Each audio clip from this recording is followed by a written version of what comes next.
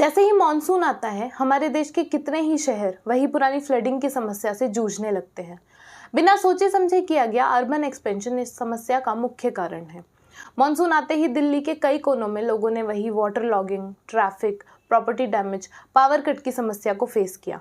अभी तक लगभग 12 लोगों ने किसी कोलैप्स या फिर बिजली के झटके की वजह से अपनी जान खो दी है।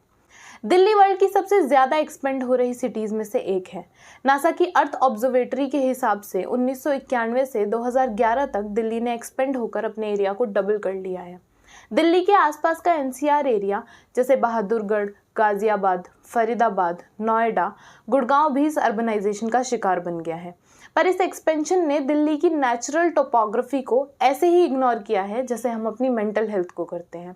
अगर दिल्ली के पुराने एरियाज जैसे तुगलकाबाद, मेहरौली, शाहजहांबाद, नई दिल्ली को देखा जाए तो ये सब एरियाज बहुत केयरफुली हाई ग्राउंड्स पर बनाए गए हैं। यहाँ तक कि दिल्ली के गांव का भी सेंट्रल एरिया हमेशा पेरिफेरी से 5-6 मीटर ऊंचा होता था, जिससे रेन वाटर को निकलने में आसानी होती थी।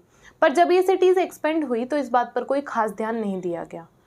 जब बहुत ज़्यादा इंटेंसिटी में बारिश होती है तो इतना पानी धरती पर आ जाता है जितना वो एब्जॉर्ब नहीं कर सकती, जिसकी वजह से बहुत ही अनकन्फाइंड तरीके से पानी फ्लो करता है।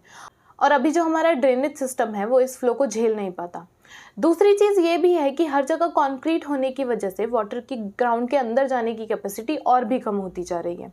इसके साथ ही लो लाइंग एरियाज जो फ्लड प्लेन्स के तौर पर छोड़े गए थे, वहाँ पर हो रही कंस्ट्रक्शन ने इस सिस्टम को और भी ज़्यादा बेकार कर दिया है। कश्मीरी गेट से लेकर आईटीओ प्रगति मैदान तक बहुत बड़ा एरिया जो लो लाइंग वेटलैंड था, अब फ्लड्स का सामना करता है। जितनी भी वाटर बॉडीज इन फ्लड्स को मैनेज कर सकती थी, उन्हें बहुत सिस्टमैटिकली खत्म किया जा रहा है। रिकॉर्ड्स के हिसाब से दिल्ली में कुछ 1000 के आसपास वाटर बॉडीज होनी चाहिए, पर ग्राउंड पर सिर्फ 400 मौजूद हैं। ये 600 वाटर बॉडीज जो फ्लड्स को मैनेज कर सकती थी, उन्हें किसी वैल्यूएबल रियल एस्टेट की भेंट चढ़ा दिया गया है। जब तक हम इन लो लाइंग एरियाज में कंस्ट्रक्शन, लॉन्स का कॉन्क्रीटाइजेशन, ड्रेन्स का सॉलिड वेस्ट से भरना नहीं रोकेंगे, ये फ्लड्स भी नहीं रोक सकते।